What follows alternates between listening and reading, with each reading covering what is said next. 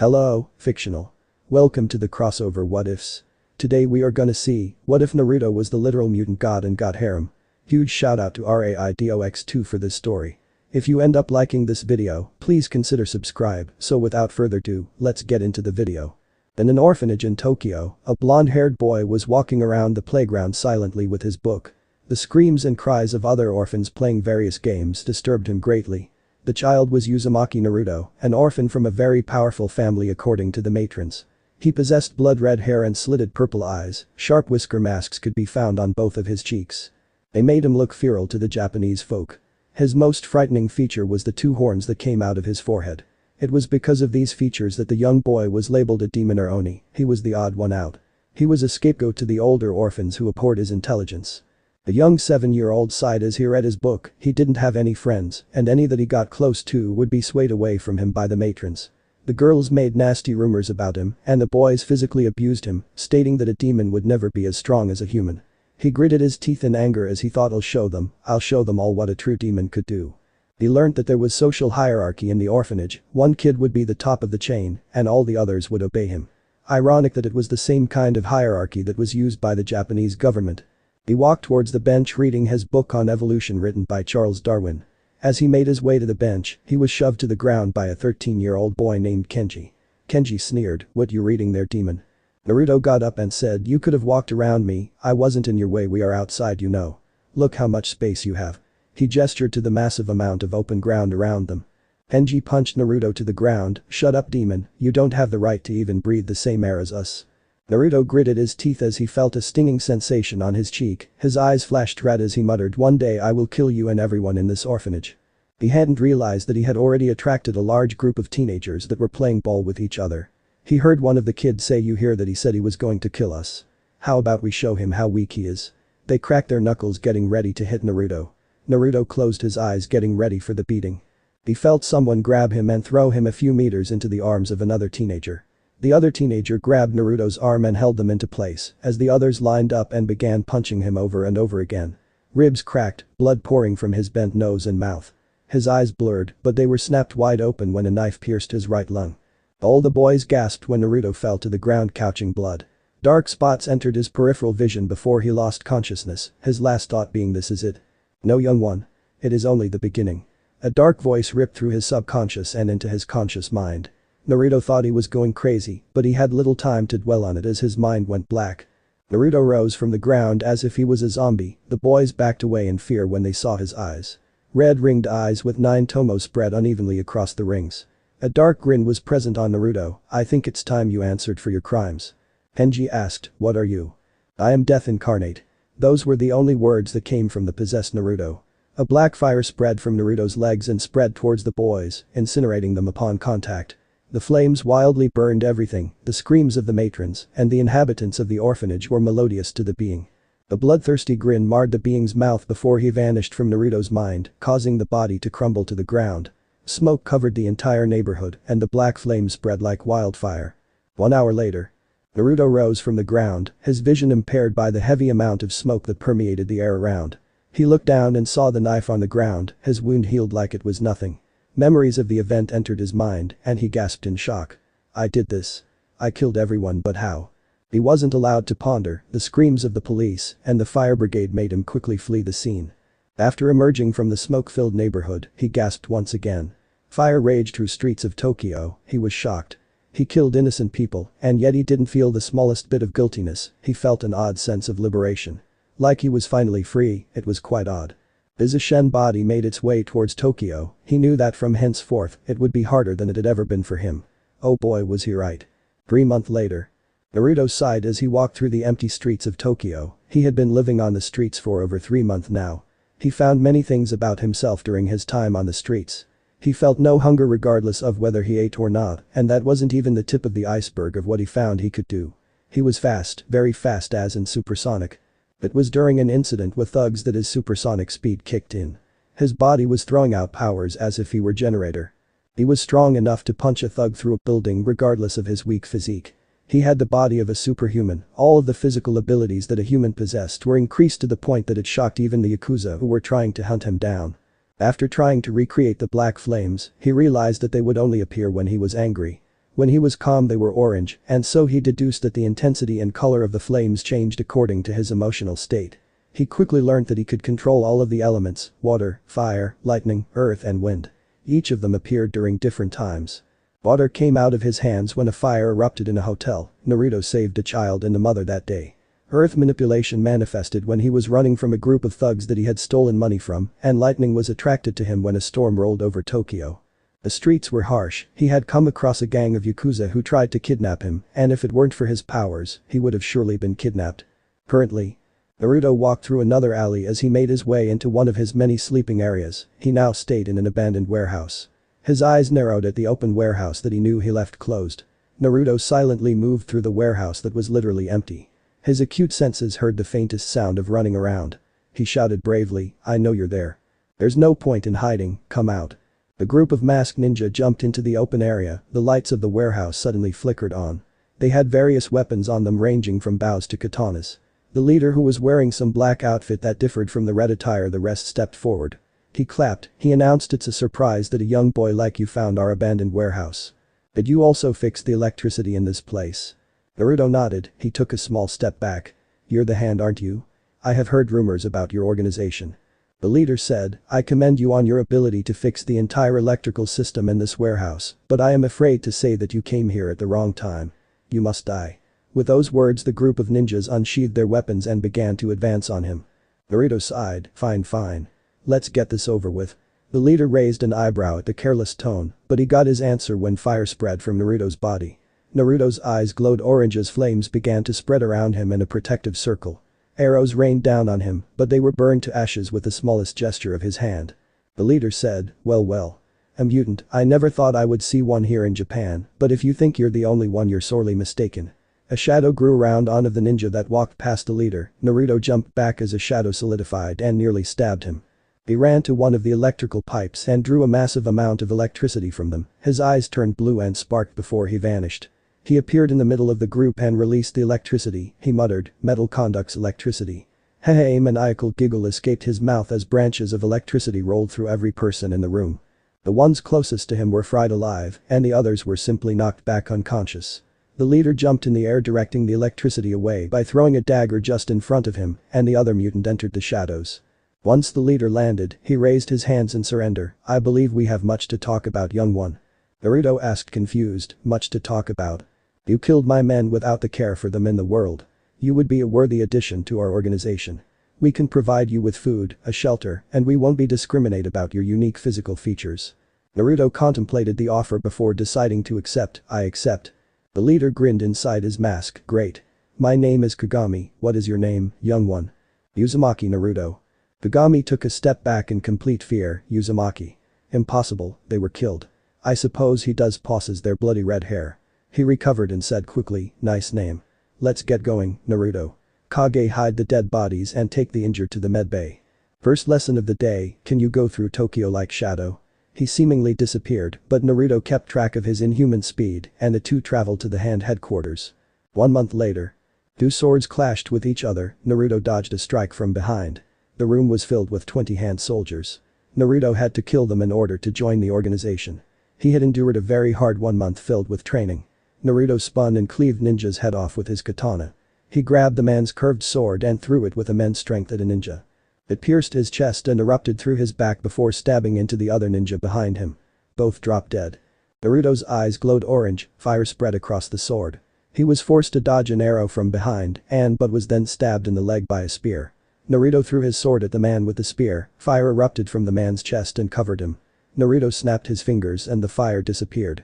He ripped the sword from his leg and watched it heal. A feral grin appeared on his mouth and he went on a killing spree. Heads rolled, bodies burned and electrocuted. The leaders of the hand were impressed and began to discuss what missions to give to the young assassin. A week later. Naruto and Kagami were on the roof of a building in Tokyo. Kagami said, "Naruto. It's all on you from now on. Your first mission is to kill a woman who is a part of the Yakuza. Her name is on your phone as well as her address. I will leave everything to you know." He looked at Naruto, who was dressed in a black outfit simply because he despised red and the higher-ups allowed him to. He ran down the building at Mach 2 and towards his target that lived in a mansion on the outskirts of Tokyo. He reached the massive mansion, he jumped over the gate and ran to the back gate. Picking the lock, he slowly opened the door. His acute senses assaulted with the smell of alcohol and the screams of a man. Naruto stalked his way to where the screams were coming from. He saw they were in the living room. The woman was into some sort of bond beep. The man was dressed in latex and was at the woman's foot who was whipping him. Naruto narrowed his eyes, his hand crept to the dagger in his pouch. He threw it with expert precision, except she caught it. She licked her lips as she looked at the crouching Naruto. Well, the hand finally sent someone to kill me. You'll be an interesting addition to me collection. She sat on the golden chair, her body very lean and her hair as black as the night. She kicked the man in the face, knocking him out before she stood up, a pistol in her hand and a sword in the left. So are we going to fight? The young child answered, not really. His hands were lit on fire, her eyes widened, and she said of course they would send a mutant to kill me. I was wondering whether they had offended me by sending a child. She said, well, it's your lucky day, kid. We can compare powers. Ice spread from her body and turned the air around her into a dense mist. Naruto groaned as he released a wave of fire and she countered with a wave of ice. He turned to attack her with electricity, but she countered by throwing the man on the floor in the way of the incoming arc of electricity. He died. She fired bullets, but Naruto dodged them effortlessly. She sighed and began running to the exit only for Naruto to create a wall of earth. She groaned again and she swung her sword to block Naruto's incoming wave of earth projectiles. Naruto sped towards her, but she slowed him down with blasts of ice, his body slowing down as she neared absolute zero. He knew he had to change tactics, and so he decided to take another approach. He made the earth wall behind her release projectiles. She dodged 3 but was stabbed through the stomach by the 4th. She gasped and saw the emotionless gaze of Naruto. A chuckle emanating from her mouth. It seems we're not so different after all. What's your name? Uzumaki Naruto. He saw no harm in telling a dead woman his name. I'm sure you know my name. There is a vault in the basement that contains gold and a large sum of money.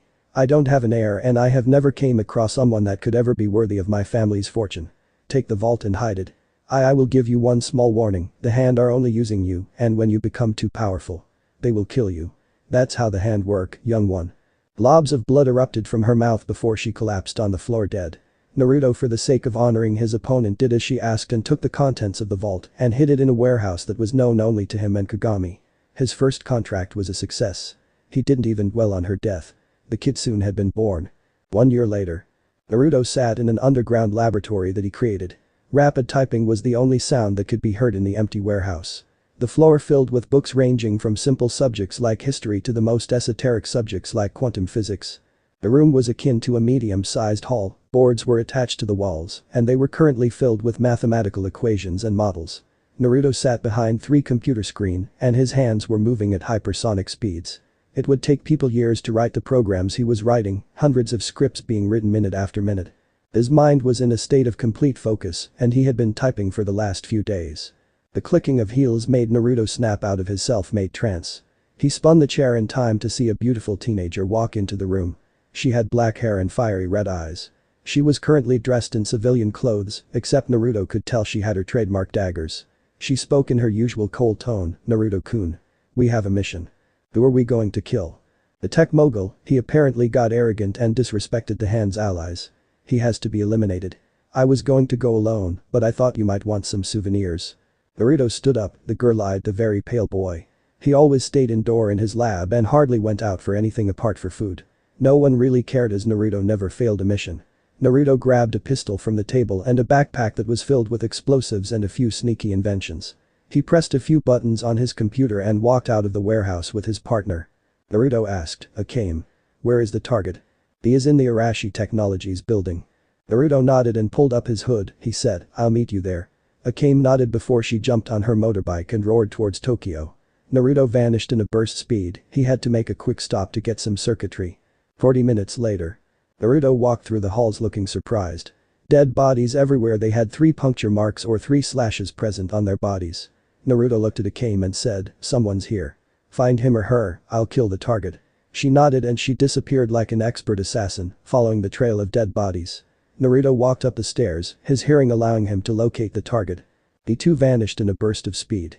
Naruto arrived in front of the last room that was located in the uppermost floor. He punched the door into splinters. He found the target Arashi being chalked by a girl with extended claws. Naruto sped towards her and uppercutted her into the ceiling. As she was falling, he took out his pistol and fired 7 rounds into her chest. She hit the ground unconscious. Naruto could hear her heartbeat. Arashi was a relatively chubby man. The guy was a genius by all accounts. He had invented cybernetic limbs that worked exactly like a human's. His technology was light years beyond that of most companies, with the exception of Stark Industry. Naruto sighed as he raised his gun with the usual emotionless face that was presented to his victims. Arashi pleaded, "Don't kill me."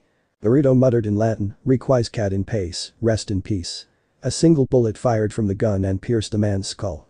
Naruto walked out of the room, giving the unconscious woman one last glance before he closed the door and headed to Akame's location.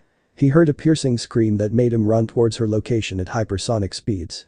Naruto punched a short muscular guy who had 3 metal claws protruding from both hands a few meters back. He turned to see Akame had her leg pierced and 3 deep gashes in her abdomen. Naruto threw his bag at the man who was charging at him before firing a single bullet. Naruto grabbed Akame and ran out of the room before the bullet hit the bag. A massive explosion resounded from the middle floor, causing a part of the building to collapse. He hoped he wouldn't see the man again. Once he brought Akame to his hideout. He quickly prepped her for surgery. It was a good thing that she had given a bank of her blood. Thank God he decided to teach himself medicine a few days ago. A few days later. Naruto was running through a forest, a blooded katana in his hand. He was being chased by someone group that called themselves Team X. Apparently, word of his assassinations had reached America and Canada, and this team was here to kill him. Naruto grabbed a small cylindrical object and threw it behind him. A grin plastered on his face as he heard a massive explosion rock the forest. He had killed 2 members of Team X. Naruto sped through Tokyo towards Kagami's penthouse. He required some assistance. He skidded into Kagami's room and saw a sight to behold. His master was fighting a woman, both actually trying to kill each other. The woman was a brunette with tanned skin. She was wearing a red latex suit with a red mask that covered her lower arm, 2 sais in her fingers. His speed created a burst of air that caused the both of them to turn around. Naruto asked, "Want a hand?" Kagami shrugged. The woman watched curiously as Naruto's hands lit aflame and he was about to direct a powerful stream of fire when she raised her arms and said, "Okay. You win, Kagami-kun. You don't need to have your protege burn me. You must Kitsune Oni." She stared at the horn-masked boy in front of her. Naruto said, "Leave. I have to talk with my master about private affairs." Kagami calmly replied, "She stays Kitsune. She's an ally. There's a group of mutants hunting me. They have a few semi-immortal beings in their team. They won't die even if I blow them up.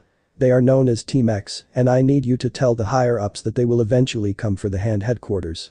The woman spoke in a foreign accent, "Team X. They are known to be working for the American and Canadian government. What are they doing here?" Kagami shrugged but turned to Naruto. He said seriously, "I want you to deal with them." Naruto nodded but was stopped from leaving when Kagami spoke, "She's going with you.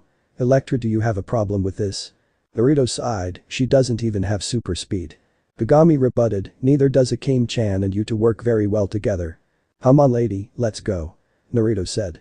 He grabbed her before she could even react and sped the both of them away towards his hideout. Electra felt dizzy after the ride and almost banged her head on Naruto's table, but she quickly regained balance. She looked around and was surprised to see hundreds of mathematical equations filled the boards on the wall. She thought, is he some sort of genius? Naruto however walked up to the computer and began scanning the CCTV activity to find Team X. He eventually found them and tracked their activity to a suite in central Tokyo. Naruto said, "Found them. They are staying in a 5-star hotel in central Tokyo. I am going to get the blueprints and use the CCTV activity to figure out which room belongs to each of the group members." Electra walked up to her partner and saw how fast he was typing, and she could only see flickers across the screen. She thought he is using his super speed to go through the video at an accelerated rate. "That's ingenious way of doing things faster." She said, "You know we don't have to fight them now." Naruto turned, "Yes we do. They are going to continue the hunt tomorrow. It's best to strike when they are asleep so it will be a surprise." Electra sighed, "2 of the members won't die, no matter how you hurt them. One of them is a shapeshifter and another is a teleporter, so you won't be able to catch him." Naruto replied, "Thanks for the info, but I can still take them. I am going to throw the ones with advanced regeneration into the ocean whilst killing the others." Fine. What's the plan?" Naruto commanded, "You take the shapeshifter. I will take care of the teleporter and the other immortals." "I'm coming with you." Akame's voice ran through the hall. Electra turned to see the black-haired girl. She looked very healthy for one who had sustained a very deep wound. "I'm all healed." Naruto sighed, "Gear up Akame." He walked up to a cabinet and drew out a sniper before throwing it to the girl. She grabbed and said, "I suppose I am going to be support." Naruto shook his head, "You're going to take out the teleporter. His room is in line with the balcony of the opposite hotel." He gave her a room number and the blueprints. "Let's move out." Half an hour later. Naruto and Electra had entered the building. Akame on the balcony was trying to see her target but had yet to see a glimpse of him. She moved her scope to the next room where she discovered a problem. The shapeshifter was kissing another one of the members. He was known to the world as none other than Sabretooth. Eyes, it seems the shapeshifter is about to have sex with Sabretooth. Naruto's voice went through the wire, focus on your target, we'll deal with them. Do it silently. The rooms are next to each other. Oh, I will, alright. Electra's voice drawled through the earpiece, making Akame sigh. She saw her target walk towards the window and she took the shot. The silencer made it impossible to hear the noise and the bullet pierced the man's heart with expert precision. Target is down. Well down, Akame-chan. If you want, go find the other mutant. I am sure you want to repay him for the wounds he gave you. The bloodthirsty grin marred her face and she looked at the sword on her belt. Of course. I didn't bring my cursed blade for no reason, you know.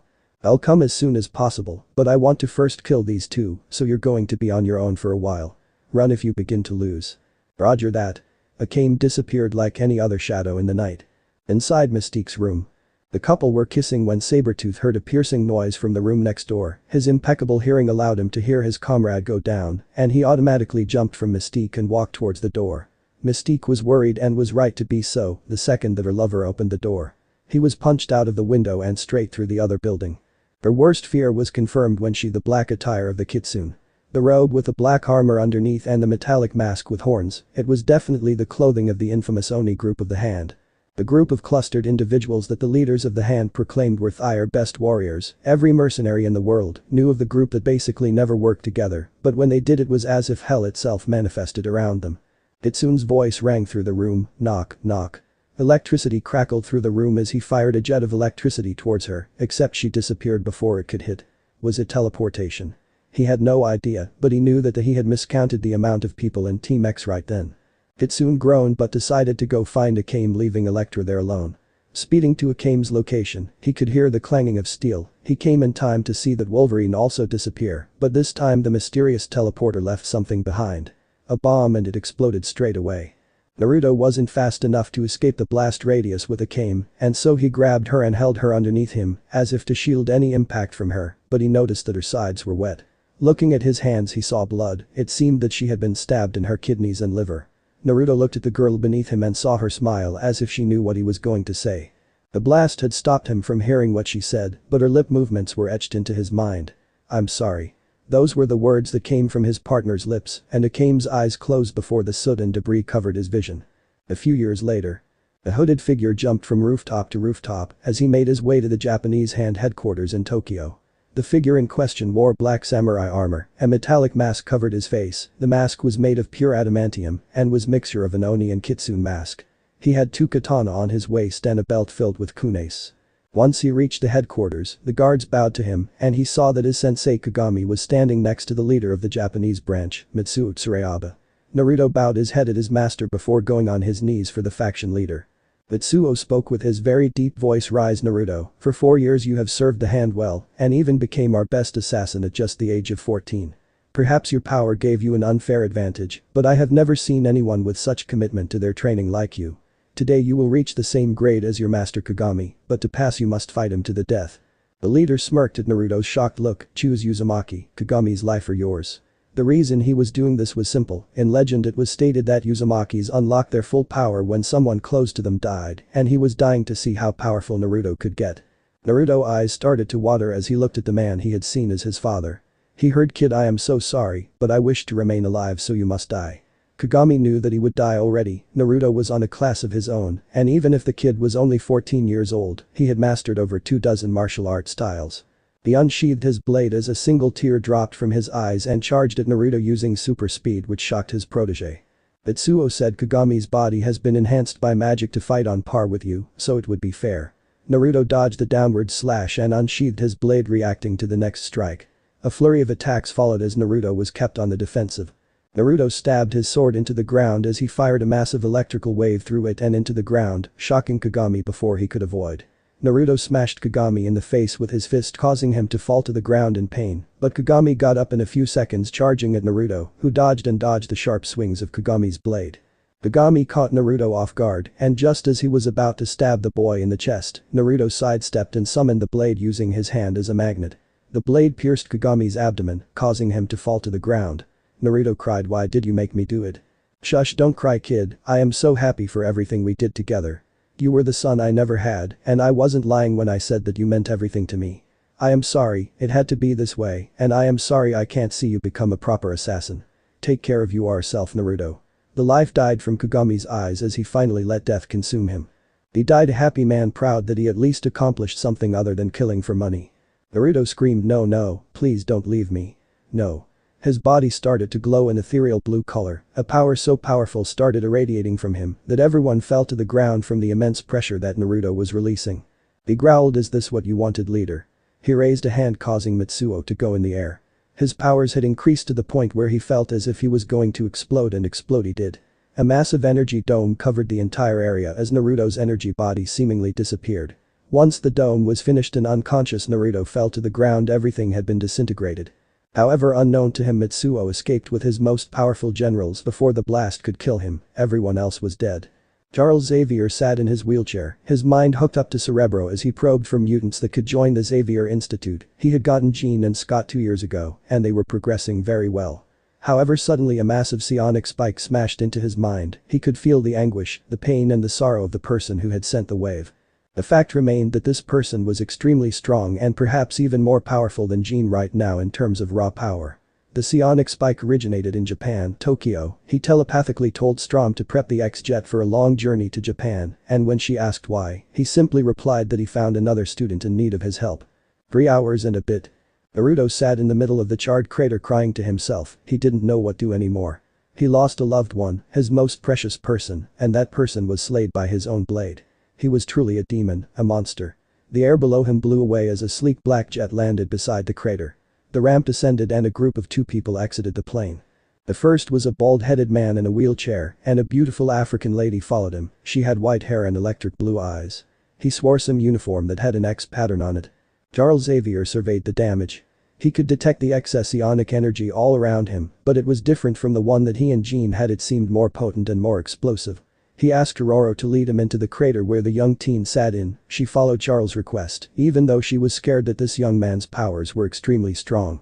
Charles said in Japanese, what is your name? Naruto looked at the man and used his negative emotion sensing to try and see whether he held any bad feelings for him. Uzumaki Naruto. What's yours and what do you want from me? The man replied smoothly, Charles Xavier. I am here to help you. Help me with what? Naruto asked as he slowly sat up, blue energy wrapped around his body ready to attack. Charles raised a hand, I am a professor at an institute in America that helps mutants that need help controlling their powers. I am here to offer you a place at my institute. Naruto replied, trying to make the guy leave, really? I am an assassin, you know. I don't think you particularly want me corrupting the other children to become lawbreakers. Charles eyed, I assure you, we don't discriminate. I have helped mutants that have been killing machines for many years. Naruto thought I should probably accept, but first I have to make sure that I do a few things. He answered, fine, I suppose I can go with you. I don't have anywhere to go, and hand agents will swarm this place in a matter of minutes. Charles said quizzically, the hand. I'll tell you later, but first let's get out of here and wherever your institute is, Naruto told Charles, making the bald-headed professor to believe that it was urgent and if they stayed here any longer they would die.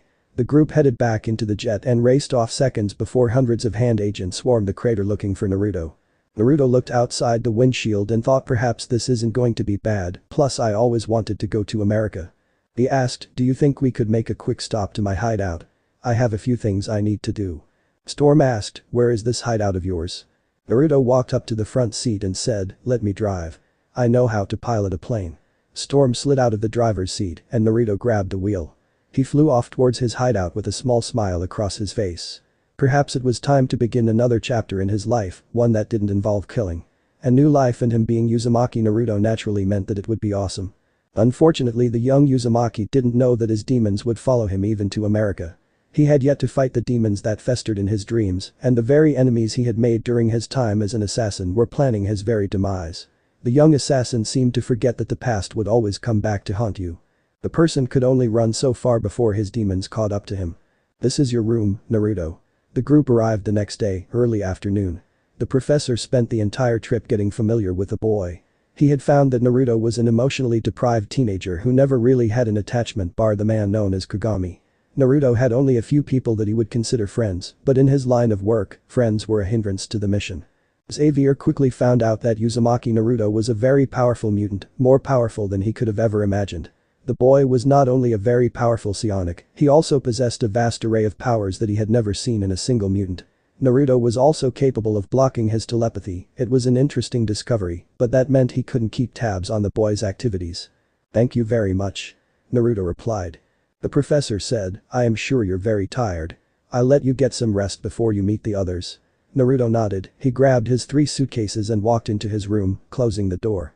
The professor turned to Storm and asked, "What do you think about Naruto?" Storm sighed, "He seems a lot like Logan when he first came to you, but unlike Logan, he isn't suffering from amnesia. I just hope he can move on from his past." Naruto quickly zoned out the rest of the conversation. He didn't need anyone's pity, nor did he care about anyone in this mansion. He just needed to disappear. He opened up his suitcase, he placed the $100,000 on his bed and a few passports. He had only managed to get a few of his weapons. It was lucky that all of his work was saved on his laptop because he had to torch the hideout. The Hand would have eventually found it, and it would be very bad news if they got their hands on his work. He had blueprints for weapons that could. Naruto got out of his armor and took a seat on the bed, his laptop on his lap. He knew he had a lot of work to do, including as much research as possible about New York City. Hours later. A soft knock made Naruto jump out of his concentrated trance. He had conducted hours worth of research about New York and America in general. Naruto said, "The door's open." Storm walked into the room and raised her eyebrow at the state of what had been a clean room. His armor was all over the floor, a pistol was on the floor with what looked a packet of daggers. Her eyebrows twitched. "Naruto, what did the professor tell you about keeping weapons?" Naruto shrugged, "I don't see the harm of keeping a pistol in my room. People carry pistols all the time in America, and my throwing knives were custom made." Storm thundered at him, "I don't care if they were made by God himself, you will get rid of your daggers." "No." Storm almost fell to the ground at his blunt reply. She sighed, "Fine, fine. The professor sent me to get you for dinner." Naruto looked at the time and found out that he had spent way too much time surfing the web than he should have. "I will be right down." Storm nodded, leaving the young mutant alone to get dressed. Naruto sighed as he got into his urban clothes set. He somehow knew that his experience at the mansion would be way too troublesome. Naruto quickly threw on some casual clothes, a plain black t-shirt and blue jeans. He slowly made his way downstairs, not worried one bit about meeting another mutant. As he walked into the dining room, he was greeted by 2 young teenagers, one boy and one girl. He approximated that they were around 14 years old. The boy was a Caucasian of average build for a teenager his age, he had brown hair and wore red sunglasses. Wait, sunglasses indoors. The girl was a redhead, but unlike his bloody red hair, her hair was more orange than crimson. Her piercing green eyes watched him very carefully. She possessed very delicate features and an athletic build which told Naruto that she enjoyed sports. With the preliminary observations finished, Naruto continued to make his way towards an empty seat on the table. Professor Xavier raised his eyes from his book when he heard Naruto take a seat. "So you came, Naruto, I was just about to think that you didn't want any dinner." Naruto shrugged, his face mirroring that of a bored individual. "I don't need food anyway, my body survives of ambient energy that is present everywhere in this universe." Professor Xavier filed the information away for later. He continued to introduce Naruto to the 2 other occupants of the room. "Gene Scott, this is Uzumaki Naruto. He is going to be the newest addition to the academy. He will also be enrolled into your year." Gene smiled softly, "Hi, I am Jean Grey, nice to meet you, Naruto." She looked over her fellow student with a careful eye. Naruto was very muscular for a teenager, and he was extremely tall for their age. He possessed red hair that was comparable to blood and sharp horns extruding from his forehead. Naruto replied smoothly, "A pleasure to meet you too." Jean asked, "What are your powers?" Retaining his bored tone, Naruto spoke cryptically, "I have many." Jean was annoyed with his response, but was satisfied that he didn't ask the same question in return. Scott entreated, "The professor says you're the strongest mutant he has ever met. You don't look so tough." Jean sighed and Naruto looked upon the boy with a lazy eye. An arrogant tone, "Huh, I do hope that there is some substance in the words he speaks." Naruto spoke, telling from your body expression, "I can see that you enjoy using the tough guy act. Perhaps a defense mechanism to deflect your own insecurities that your powers are inferior when compared to mine." Scott automatically placed his hand on his glasses. Naruto smirked, "So your powers are ocular based, huh? You wear those glasses to prevent you releasing any of your beams. Assuming the structures of those glasses are quartz, I would say that you possess concussive beams." The professor remained in awe at Naruto's quick beepasis, it was also very accurate. Jean muttered that Naruto was some sort of genius, and Scott looked as if he were fuming, if the frown was anything to go by. Storm walked in with the food and placed on the table. Taking a seat herself, the group of 5 began to dig into their dinner. Next day. It was a Saturday, which meant that it was training day. Scott and Jean were both training in a room that Naruto learned was called the danger room. He was not allowed into the room because the professor wanted to see how powerful he was. The professor asked Jean and Scott to come to the control room. Storm then guided Naruto into the room. He wore his armor and his creepy Oni mask. Jean and Scott both looked scared. Naruto looked very dangerous, especially because of the daggers strapped to his belt. The professor said, "Naruto, I am going to begin the simulation soon. The objective is to get a small orb. You cannot get tagged or hit, you are also not allowed to use your super speed." Naruto nodded slowly. Xavier pressed a button and an orb slowly came out of the floor. The orb was being held in the far corner of the room. The professor said, "You may begin." Naruto quickly backflipped as an energy beam came from his blind spot. He grabbed a pair of daggers. 2 energy guns appeared and started firing beams rapidly. He stomped on the ground and a massive wall of earth covered him. A slow mist began to cover the room and Naruto heard Storm's voice, "Don't forget about me, Naruto." A small grunt came from Naruto as he was forced to dodge Storm's lightning bolts and energy beams heading his way. Without his super speed, Naruto was left with his elemental power set and super strength. Burning white fire erupted from the wall. Storm had to fly higher as her mist was cleared with a massive burst of wind that made the white fire increase in intensity. Storm frowned. Was Naruto actually trying to kill her? Her assumption was correct as she was forced to dodge 2 of his daggers. The professor, however, had other plans for the young assassin. Naruto was entrapped in a steel cube. Naruto sighed as he punched on the sides open. Grabbing the rest of the cube, he threw it at Storm, who blew it away with a gust of wind. She was unprepared when Naruto hurled a stone boulder at her. Storm was hit with the boulder and she fell to the ground. He used some wind to cushion her fall. The professor gave him a nod of gratitude. Storm groaned but was out of the fight. Naruto ran towards the orb, dodging and weaving through a multitude of traps. With one final leap, Naruto was about to grab the orb when a small energy cannon appeared in front of him. He was forced to use his super speed to dodge the point-blank shot. Naruto stared at the professor, who smirked and said, "It seems you lose, Naruto." Naruto shrugged. A burst of fire erupted from his feet, burning the metal podium that held the orb and the accursed energy cannon. Storm, who had since recovered, was surprised at Naruto's control of fire. He could raise the temperature of his fire very quickly. Scott and Jean were surprised. Both of them had failed this test, but Naruto had seemingly finished it. The professor had purposefully placed that trap there, knowing that it would be physically impossible for Naruto to dodge it without his super speed. Scott muttered, "I take back everything I said. I feel sorry for the poor soul that has to fight Naruto." Jean nodded, but something within her had been awakened, a burning fire that was consuming her mind. An itch and a small thought that urged her to fight the young assassin. Naruto twirled his dagger and asked the professor, "One more simulation, professor?" Xavier smiled, "Very well, you will be fighting Jean, Scott and Storm this time. No daggers though, your aim is deadly." Naruto smirked in his mask, "I'll take that as a compliment."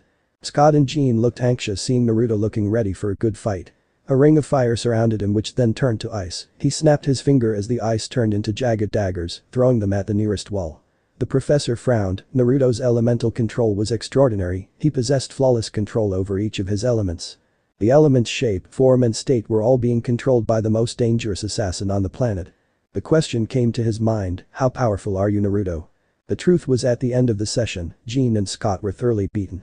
Storm had survived the longest, but Naruto overpowered her physically and she was quickly knocked out. He was capable of withstanding high-pressure winds and her lightning bolts. Naruto learned that Jean was telekinetic, but she didn't possess good control over said power, and Naruto easily knocked her out with a quick electric shock. Scott was the most annoying to beat. His ocular powers were powerful, and they did hurt Naruto.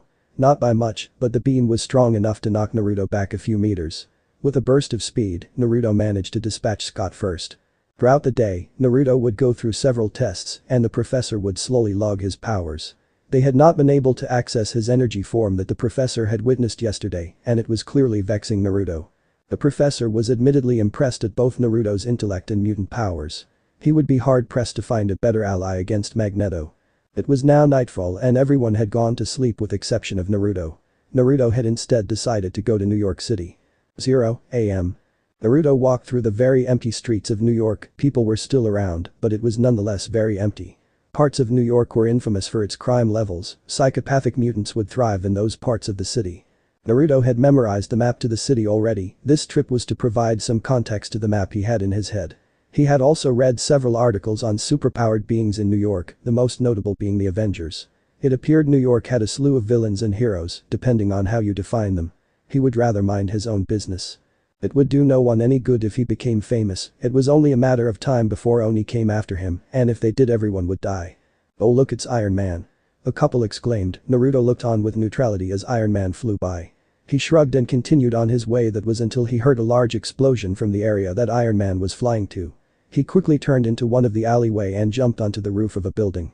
His supernatural eyesight allowed him to see Iron Man dodging missiles. He wanted to see who he was fighting. Naruto ran with his super speed, leaping from building to building, allowing him to reach the scene of the fight in a minute. What he found was intriguing. Iron Man was fighting some guy in a large red mech-like armor. "Give up, Dynamo, your armor is too old to compete with this particular model." Dynamo spoke with a Russian accent, beepy as ever Stark. Several rockets were launched towards Iron Man, who responded by doing the same. Another explosion rang throughout the dump yard. Naruto stood on the roof. He wondered why Iron Man had not defeated this guy yet. His question was answered when Dynamo managed to dodge Iron Man blast before grabbing his armor and throwing him into a steel beam. Iron Man had better tech, but Dynamo had better durability and strength. He wondered if he should Iron Man, but considering the sirens he could hear, he decided it was time to withdraw. He grabbed a dagger as he saw Dynamo attempt to clobber Iron Man. He noted the battery system was on the back of the armor. It wasn't easy to target, but Naruto shrugged and decided to give it a go. He threw the dagger with incredible strength and speed. The dagger practically ripped through the back of the armor, allowing it to pierce the battery pack. Dynamo grunted and turned around only to see a youngster on the roof. The young man looked like the generic urban kid wearing a hooded jacket and a tracksuit bottom. However, what made him different was the fact that he gone in a blink of an eye. When Dynamo turned around, he was blasted by an Ibium. Dynamo said as he stumbled back, "Seems you have new vigilante in town, Iron Man." Iron Man didn't reply, but Dynamo knew the genius billionaire was just as curious as he was. Xavier Mansion. Naruto walked through the foyer of the Xavier Mansion silently. His hand training had made sure that he could be a ghost when he needed to. "How was your journey, Naruto?" Naruto sighed. He should have figured that the professor would have figured out his plan. It was most fruitful, Professor. He thought back. "Next time you decide to go somewhere, please notify me." "I'll do just that, Professor." Charles thought, "Even though I can't read your mind, don't think I can't sense your psionic signature. I am sure every telepath in America can sense it." Naruto frowned. That was most worrying. If he was a psionic beacon of sorts, that would mean he wouldn't be able to complete any missions without being sensed by Professor Xavier. A smile adorned his thin lips. It seemed he had a new project to complete: how to avoid being detected by a telepath. Perhaps he should open a blog or something. Touchdown. Touchdown. Touchdown, Blue 22. Blue 22. Hut, hut. Go Bayville. Naruto sighed as he watched the football game. He wasn't really paying attention to what was happening in the game, but was rather looking at a Caucasian redhead. In his eyes, she was the hottest girl he had ever seen. Okay, not the hottest that would be defiantly Electra, but nonetheless she was hot. The redhead had sparkling green eyes and wore a light purple shirt that stopped just above her mid-stomach area, showing her toned stomach. He heard the crowd scream as Duncan won the game, and Jean started flashing pictures of the jock. He thought, I have no idea what she sees in him. But then again, despite his abnormally high intellect, he could never understand girls anyway. He could seduce a woman no problem, but relationships, he had no idea how they worked. The professor has observed early on in his training that he could produce powerful illusions that could fool even him. He described him as a full psychic Pakage. He possessed telepathy, telekinesis, limited empathy and illusion generation. He stated that this was the reason why Naruto was so intelligent and that his mind was more developed and mature than any human. It once again proved that Naruto was not fully human, but was something else entirely, and as such Naruto got a score of above 300 and in one Q test made for superhumanly intelligent people like him or Reed Richards. His negative emotion sensing sparked up as he felt a wave of anger and resentment build up beneath him. He turned to see that Scott had vanished and that Duncan was also missing. He used his super speed to run so fast that the human eye couldn't even detect him. He reached the site where he sensed the negative emotion in less than a blink of an eye. To Naruto's surprise, he saw Duncan holding Toad on a wooden support beam whilst shouting at Scott Summers. "I think me and my buds are gonna squash this slime ball. So, you and your stupid sunglasses at night can just bail," said Duncan angrily. Naruto raised an eyebrow and decided to intervene. He said, Now boys, why don't you let the Toad go and hop away?" Duncan turned, his eyes widen as he saw the strongest kid on campus, Uzumaki Naruto. Naruto was extremely tall for a 17-year-old, towering over them at 6'4", and having an extremely muscular body also helped. Duncan snarled, "Uzumaki, piss off and let us beat this Toad." Oh, please don't make a second mockery out of yourself, Duncan. After all, it was just the first day of school where you had to go to the hospital with a broken wrist and jaw. Naruto mocked the teen in front of him. Duncan dropped the toad and charged at Naruto, allowing said victim to run away. Well, hop away. This also caused the others two of Duncan's friends to shout out, hey. He's getting away. But Scott grabbed Duncan before he reached Naruto and swung him to his friends, causing them to all fall to the ground. The two then got up and ran after the toad, whilst Duncan glared at the two in front of him. Big mistake, Summers. Duncan once again ran at Scott, who was ready to defend himself but was interrupted at the last second by Jean's untimely arrival. She said Scott no.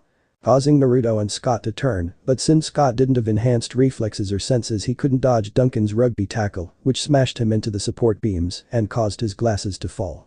Naruto's body absorbed the optic blast that hit him, but forgot about the one caused by the other eye, which hit Duncan and slowly made its way into a propane tank, causing a massive explosion to rock the pitch. Naruto's body acted on instinct and threw Scott's body out of harm's way as a lot of burning wooden pillars fell atop of him. Jean screamed as she saw her best friend getting buried under a pile of burning rubble. Naruto. However, her response came back in the response of a telepathic message. You know, sometimes you forget that I am basically invulnerable to most types of damage and have an advanced healing factor. Do you not feel pain at all? And not really remember that my codename is not called Titan for no reason. Oh, shut up and get yourself out of there, she said impatiently. Yes ma'am. A small bright blue energy flash emanated from the area and the rubble was disintegrated and Naruto came out unharmed. Jean blushed as she saw Naruto's masculine upper body. She could see his well-defined 8-pack exposed for everyone to see. Ugh, Naruto, just go back to the mansion. I doubt you want your fangirls chazzing you again. Jean said, trying to keep the decency not to be embarrassed. Naruto shuddered at thought of his fan club chazzing him. It made him wonder what would happen if he was a superhero. Fine by me, but be sure to give Scott his sunglasses or else we would be dealing with another one of those explosions. He snapped his fingers and he disappeared in a swirl of black fire. She mused, I'll never get used to how the fire doesn't burn him at all. As she telekinetically summoned Scott's glasses, it wasn't a surprise to her that Naruto and Scott both fancied her, but she preferred Naruto even she had been Scott's friend for about 5 years, whilst only knowing Naruto for 3. However, Naruto was always too busy, either hanging out of the Fantastic Four, as it seemed Naruto and Reed Richards had mutual respect for each other's extreme intelligence, or he was trying to master his powers. She swore that Naruto spent at least 5 hours per day in the danger room, and then there was the fact that he was a former assassin, which meant that he kept lots of things from them, and the worst part was that he was freaking telepathic resistant as well, being a telepath himself, but he hated using that power, so he rarely tried to master it, other than being able to talk to them. She actually felt jealous at times. Naruto was so powerful that he could probably make the French Franks and the Avengers jealous with his power, but as the professor stated to her, Naruto wasn't fully human, and some of his powers came from his father, who was a very powerful alien or something. She moved towards Scott, who was closing his eyes with hand. She gently brushed his hand to the side as she said, "You okay?" She put his ruby quartz sunglasses back on, and Scott could see once again. He sighed in relief. "No, wow, I didn't know." He could see the paramedic examining a Duncan Matthews who seemed to have a concussion. She reassured him, "I know you didn't mean it, Scott, but you'd better split." A few minutes later. The 90s Royal Royce parked near the ambulance. The professor peeked outside of his window as he used his telepathy to change the thoughts and suspicions of the police officer. He looked towards Aurora, who driving the extremely old car, and said, "Things are under control, for now. But we better hurry, we have got a train to catch." Aurora simply nodded and drove the car outside of the car park and towards the train station. Morning, Xavier Mansion. Naruto walked out of his room as he rubbed his eyes tiredly. He saw Scott banging on the door to Jean's room. He said, "You could try to keep it down, Scott. I am sure she'll be out in a second or two, after all Jean loves school that much." Scott looked towards Naruto with a curious expression. He asked, "What were you up all night doing?" "Upgrading the Blackbird using some tech I made with Stark and Richards," said Naruto boastfully. "Sweet, I can't wait to try it out. It is pretty good, but don't tell the professor, he will shout at me again for staying awake too late." Scott smirked with the potential blackmail material, but before he could speak, Jean exited her room and said, "Come on, we're late, aren't we?" She traced a sensual finger on Scott's chin, causing him to smile. She looked at Naruto and said, "You gonna drive with us or use your own car?" Naruto replied, "You guys, I am too tired to even drive a car without crashing." She smiled at him and did the same thing she did with Scott. He thought, damn, she is such a tease. He offered Scott, "Of course my car is better and could help upgrade your engine if you let me help." Scott exasperated for the last time. "Naruto, no, I like my car how it is. Plus not all of us can afford the tech that you acquire." Naruto smirked, "I'll lend it to you free of charge." Of course, you are going to have to owe me. Scott snorted and walked ahead of Naruto and Jean. He said, no thanks, I am not going to be in debt to a mercenary. Naruto chuckled and so did Jean.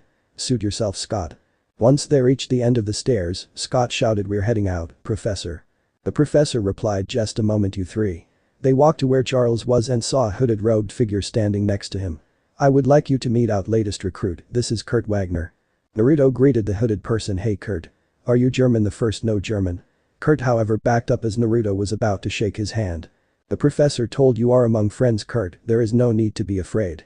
The figure took out his hand from his pocket, causing Jean's eyes to widen and shook Naruto's hand. Naruto responded with a raised eyebrow as he felt the three-fingered blue-furred hand greet his own. He said, you're blue and furry, are you related to Hank or maybe Mystique? The professor said, surprised that Naruto could deduce a thing like that by just seeing Kurt's hand, but nonetheless warned the teen Naruto, let's not jump to conclusions until we have enough evidence. Anyhow, I was just telling Kurt how I set up this institute for gifted youngster, whose gifts are not always an asset. He continued by gazing hardly at Scott as he questioned, right Scott? Scott spoke for the first time since entering, so you heard about last night.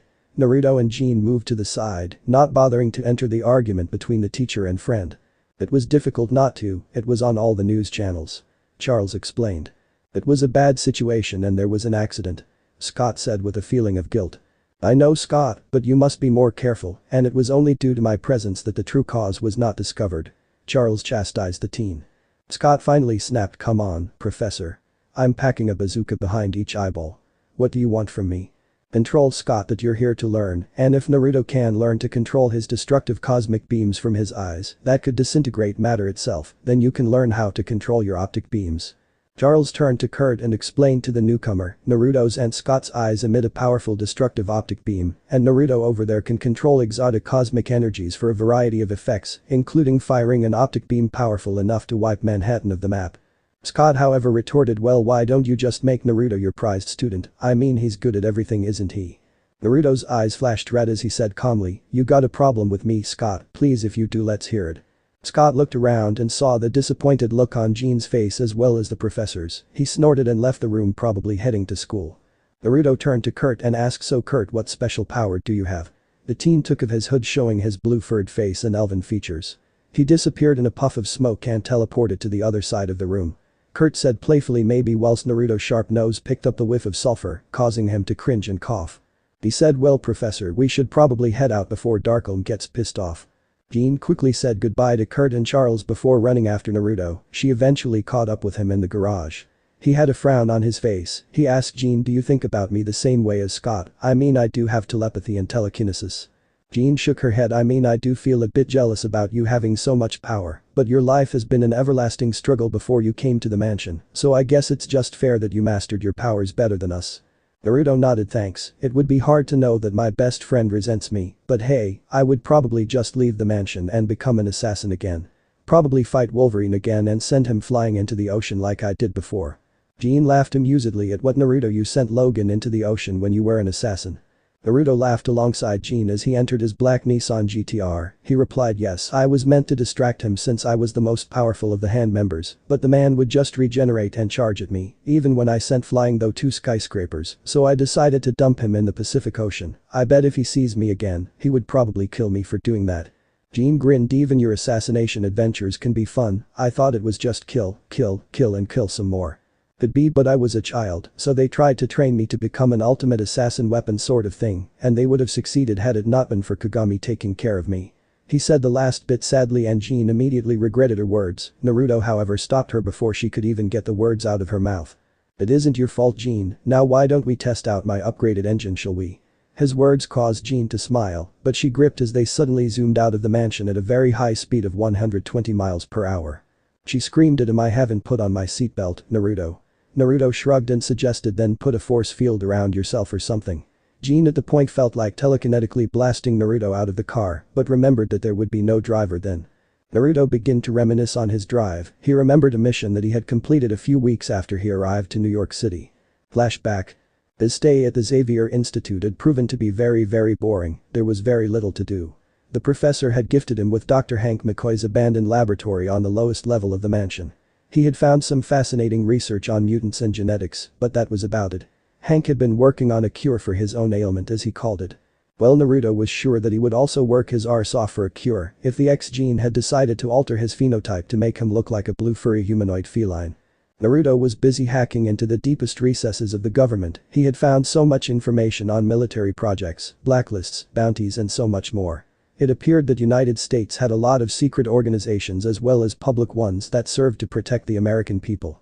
NSA, SHIELD, CIA, D, and several very obscure initiatives. A small chat box appeared on his uppermost screen. His setup comprised of 6 screens, 2 layers of 3 large screens, as well as 2 keyboards. "Hello," Naruto wrote. "Hello to you too. What do you want?" "Just wanted to speak to a fellow hacker. I noticed a large amount of information being siphoned through this private server. I can't even track your IP address." "Oh, and what do you want to speak about?" "You managed to gather information from the NSA, CIA and D, but I noticed a significant lack of data from SHIELD. I can help you breach their systems if you do a favor for me." Naruto raised an eyebrow. He couldn't exactly access the SHIELD servers because of Tony Stark's powerful security system and the fact that they encrypted their data with some algorithm that he had yet been able to solve. He was almost there, but he had sneaking suspicion that SHIELD had more safeguards than just the 2. "I am listening." "There is a man, he goes by the name Greer. He is a Russian FSB agent who has ties SHIELD's most infamous agent, Black Widow, also known as Agent Romanov. Widow has been sent to eliminate him and steal an important skeleton key that can provide you with a backdoor into SHIELD systems. To sweeten the deal, I have intel that he is meant to be meeting Bratva members in New York tomorrow night, and I assume whatever they are dealing that there will be a lot of cash." Naruto was getting very suspicious. His system was working on finding a location on the mysterious hacker, but he had thus far been impossible to find. He only knew of one person capable of out-hacking him. It was Reed Richards, but this was new. "What should I call you?" "Call me M, and for the sake of brevity, I will call you V." "How do you even know whether I am capable of completing any form assassination or espionage?"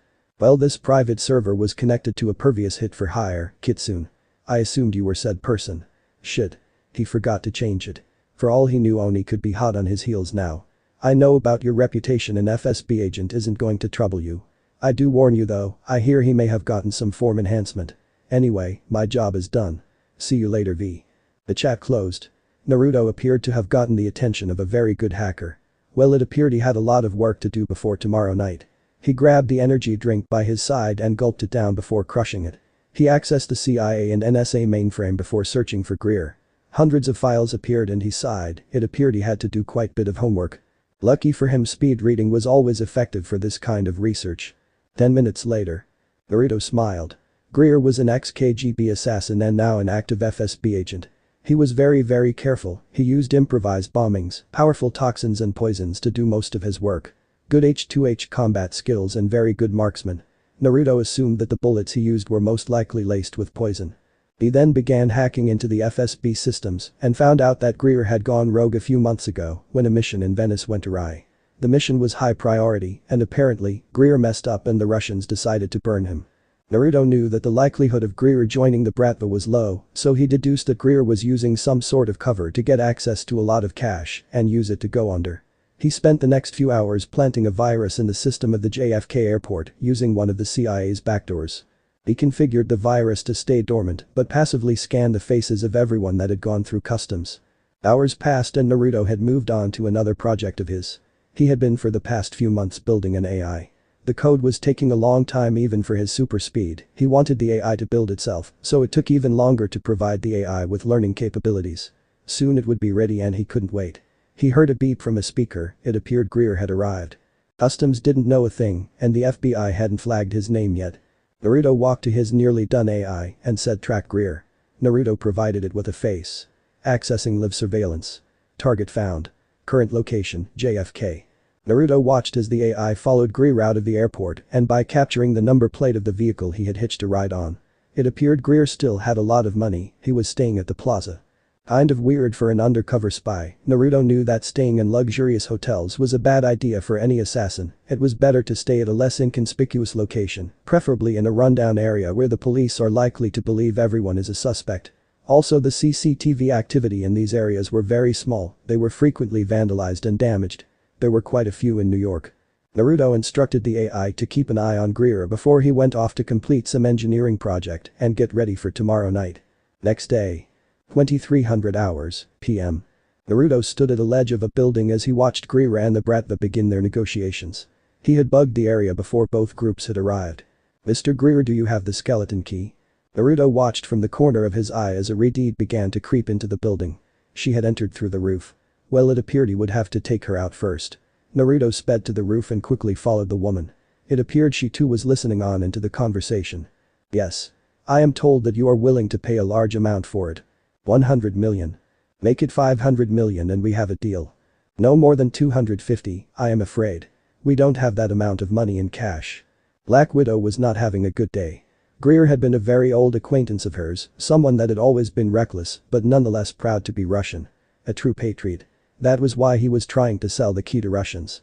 He could have gotten billions from several cooperations such as Roxanne, but he decided to settle on selling it to Russian people. "We have 150 million on hand now. Take it or leave with your key." "I'll take it." Greer's gruff voice could be heard. "Very good." A smooth silky voice could be heard. It was obviously feminine. Naruto knew that voice, Madam Hydra. Funking Hydra was here. With incredible speed, he rushed past Romanov, who only felt the slightest breeze. She narrowed her eyes and began sprinting towards the stairs. "Give me the skeleton key, me Greer, and we will happily provide you with the money." "Money first." Naruto watched as Madam Hydra moved bag after bag to the man who was about to toss her the skeleton key. 1 second it was in his hands and the next it was gone. "Sorry to ruin your party." Madam Hydra smiled silkily, her long luscious green hair flicked as she turned towards the voice. "Good to see you too, Kitsune." Greer was now scared. Who wouldn't be? Kitsune was here, the most notorious assassin in the planet, standing in the same room as him. The Bratva men began to shoot at Naruto, who decided to electrocute them. "I believe it's just the three of us." With a blink of an eye, Greer had his neck pierced with one of Naruto's daggers. "Now it's just the two of us." "Keep it," Madam Hydra said. "We already replicated it. I assume you want the money as well." The hand decided to backstab you, huh? "You know a position at Hydra is always available for you, Naruto-kun." "Don't call me that.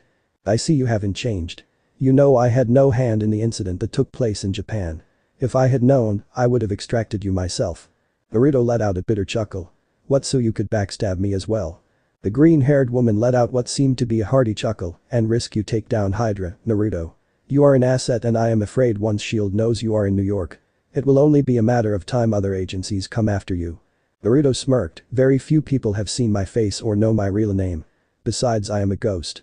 She let out another chuckle. "That you are. Now you should probably disappear. Black Widow will be here any moment." "Right." In a breeze of wind, he was gone. The money, the skeleton key and any trace of him had disappeared into the wind. Black Widow ran into the lobby and found dead men everywhere and Madam Hydra standing in the middle of them. She raised her gauntlet at the woman, who merely smirked. "Too late, Widow." The next second, a hail of bullets ripped towards the infamous spy. She dodged to take cover and watched as the head of Hydra strolled casually out of the door. "This is Widow requesting immediate extraction. Hydra is here." Flashback ended. Naruto. His mind snapped back to reality. Jean had been waving her hand in front of his face. "Damn, you were really out of it, Naruto. I had to initiate the autopilot feature on this god-forsaken car." Naruto let out of a nervous chuckle as he realized that they had arrived at the school. Meanwhile, with Aurora and Charles were showing Kurt his new room, the young son of Mystique was ecstatic and in awe of the place. He asked Charles, "This bedroom is mine?" Charles chuckled as Kurt asked the frequent question that all his teenage students asked. "Yes, Kurt, and that's why your parents sent you to us, because they knew you would be happy." Kurt sighed as he looked at himself in the mirror. "How can I? When I look like this?" Charles chose it was this time to show an invention that Naruto and he created. "Put this on." Kurt put the watch on, and his blue-furred skin flickered as he gained the appearance of a normal human. He still, however, had his bluish-black hair and a red-sleeved shirt under a brown jacket, as well a pair of cargo pants. "This is incredible, I'm normal." He looked at the mirror, checking his new self out. Aurora reminded the ecstatic teenager, "Of course you're normal, Kurt, but not because of that watch." Charles agreed and added, "This is but a disguise, Kurt, you are normal, and you should be proud of it." Kurt pressed a button on his watch and returned to normal. "I understand, Professor." As he hit the button again, "But nonetheless you rock." Charles chuckled and said, "You should thank Naruto since he basically made that thing, even if it wasn't for you." Remembering that once upon a time Naruto used that watch to hide his horns, but when he discovered his full psionic capabilities, he threw it away. Charles and Aurora then left the room, leaving a stunned Kurt with a box on his bed.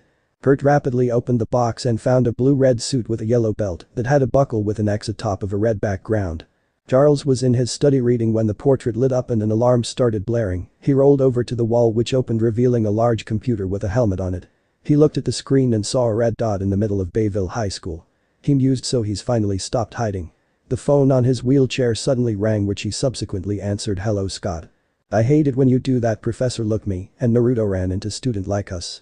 Charles raised an eyebrow. "You two made up already?" "Not really, I was tagged by the mutant who took my sunglasses and Naruto nearly vaporized him," Scott replied. Charles put on the helmet and said his name is Todd Talansky. The info of said mutant came up on the screen and Charles quickly skimmed over it refreshing his memory. Scott replied, "You know of him?" Charles explained Cerebro just picked him up, he must be using his powers openly now. Scott however saw where this was going. "He's not someone I would share a room with. He has the hygiene of a dead pig." Naruto however intervened in both of their minds. "That would be incorrect, Scotty has the hygiene of a toad, not a pig." Charles continued despite the intervention and told Scott, "Seriously, we don't turn anyone away, so please give the boy an invitation to our institute." Scott replied, "Fine, I will do just that, Professor." Charles felt Kurt approach him as Kurt asked, "What's that thing, Professor?" Charles answered, "This is a Cerebro, it detects the manifestation of mutants, it's how I found you."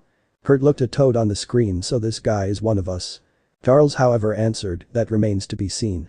He said telepathically to Storm who was in her greenhouse. "Storm?" Storm spoke after a second as she sent a small cloud of rain across her plants. "Yes, Professor." Charles asked, "I wonder if you could audition someone for me." Todd in a green costume that had a metal stomach jumped over the fence guarding the institute. He said, "Hep, piece of cake." Unknown to him, Storm who was wearing a blue costume with sleeves stopping after her elbows and a blue cape matching her costume. She floated up in the air as Toad hopped towards the mansion. Toad looked up as Storm flew past him and a massive storm cloud appeared above him. He said as rain and lighting came out of the cloud, "Now that is just freaky." However, he yelped as Storm fired a small bolt of lightning at the Toad, forcing him inside as a gust of wind caused him to fly into Kurt whilst screaming. He looked at the blue X-Men and said, "Whoa, what are you, some kind of ratty plush toy?" The two circled each other and Kurt sniffed the air and said, "The name's Nightcrawler and at least I don't reek like unwashed Lederhessen." The two then started to brawl it out by jumping onto stuff as Todd tried to catch the teleporting mutant but used his tongue to catch Kurt off guard and the two fell towards the ground but Kurt teleported them to the danger room. Charles said, "Oh no, Naruto is going to practice in the danger room," it said on Omega, and those two are nowhere near Naruto's power level. Naruto entered the danger room only to see that his run had already been initiated. In front of him were Kurt and Todd trying to dodge high-powered lasers, immensely powerful water jets and torrents of flames, as well several other mechanisms that could probably kill them in a single. He thought, well, I'll be damned, Kurt's doing okay, but Todd's going to get killed. Naruto was wearing a black-plated samurai armor with a yellow X imprinted on it. He had the same belt as Kurt on his waist, but had several compartments on said belt. He wore a pair of purple combat pants. He wore his Kitsune mask on his face and held his two adamantium katanas in his hand. He sighed as he tossed his two blades in the air before activating his energy form. If he was going to save them, he was going to have to go all out. Kurt screamed as a torrent of flames appeared were fired to his side, but before they burned him to crisp, Naruto drenched it with a water jet. Naruto jumped in the air as fast as he could be, sensing what was going to happen. He came down with a crackling energy ball formed around his left hand before smashing it into the ground, forming his own EMP to shut down the massive cannon on the other side of the room, firing an energy blast towards Todd. He sighed in relief as Jean and Scott blasted their way into the danger room and helped the two mutants from trouble as Naruto dealt with the big guns.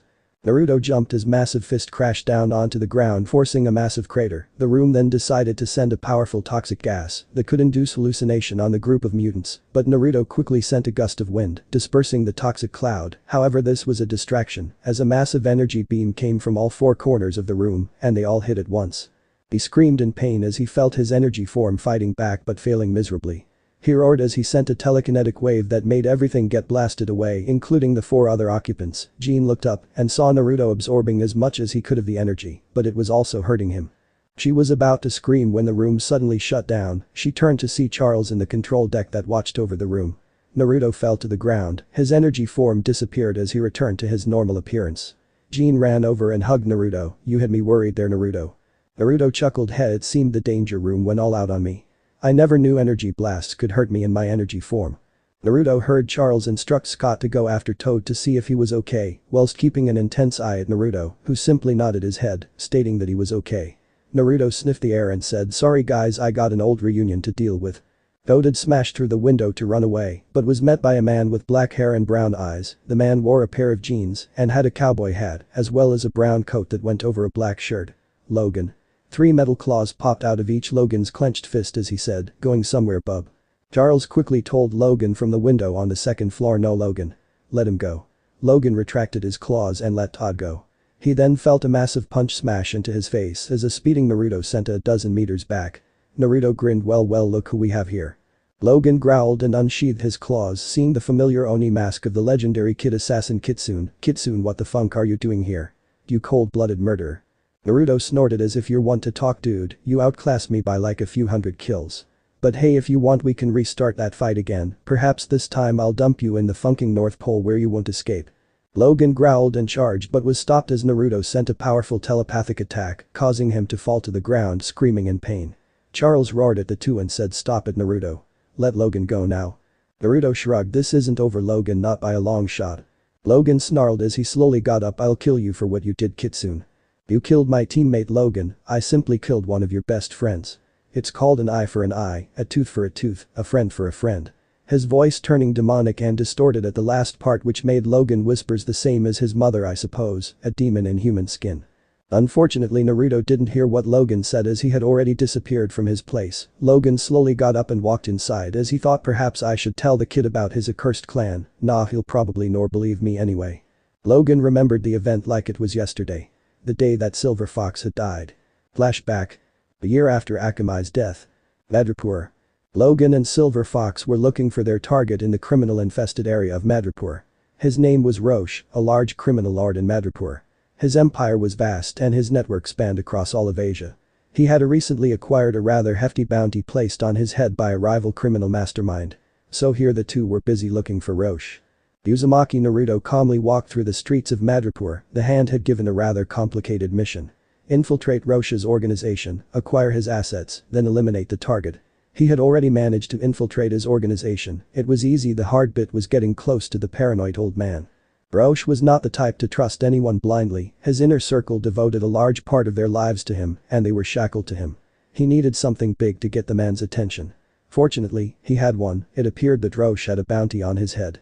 All he needed to do was stop an assassination attempt. From the corner of his eyes, he noticed 2 foreigners walking through the bazaar. His mind flashed to the man who stabbed a K-man and the man walking through the bazaar. He clenched his teeth, noting that they were the same person.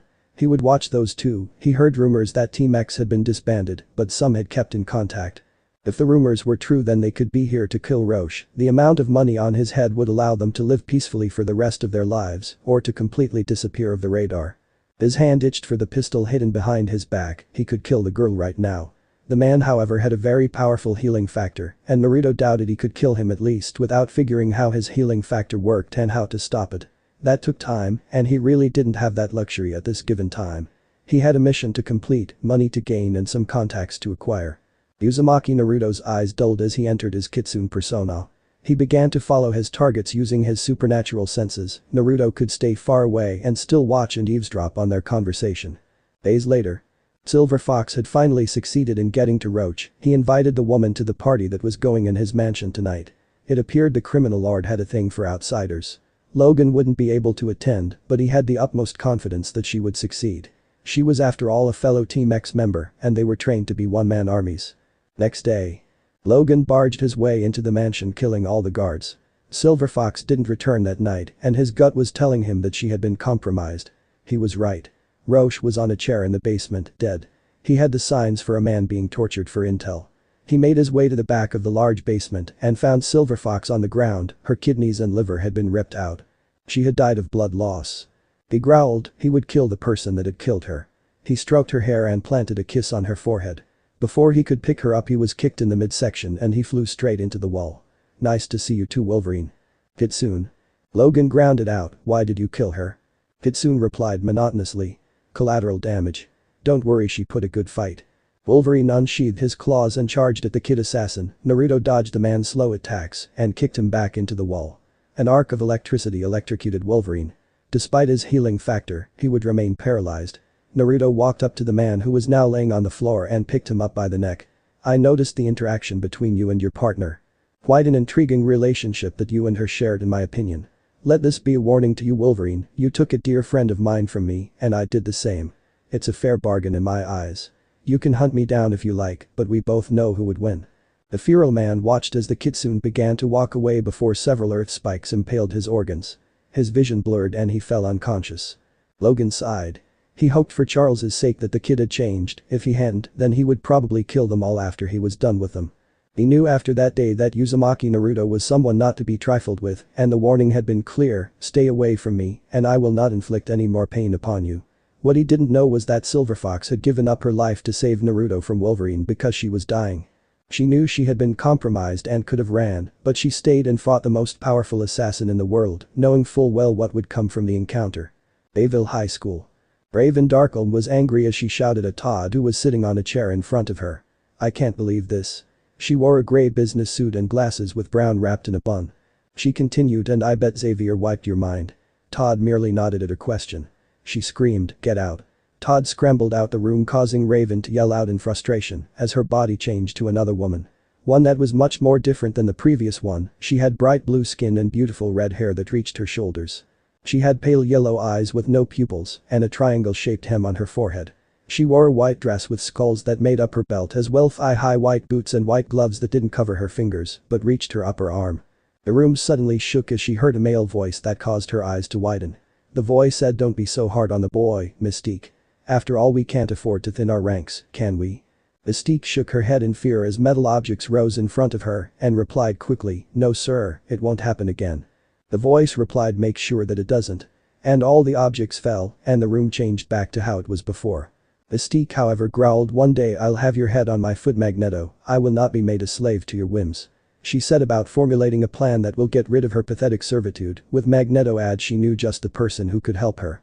She brought the surveillance tape from the school's CCTV cameras and an image of Uzumaki Naruto appeared. She smiled wickedly and thought, "Hello Kitsune." So this part ends here. Alright, that's it for today's video guys. Let me know in the comments section how was the story, and also don't forget to like, share and subscribe. I will meet you in another video. Bye bye.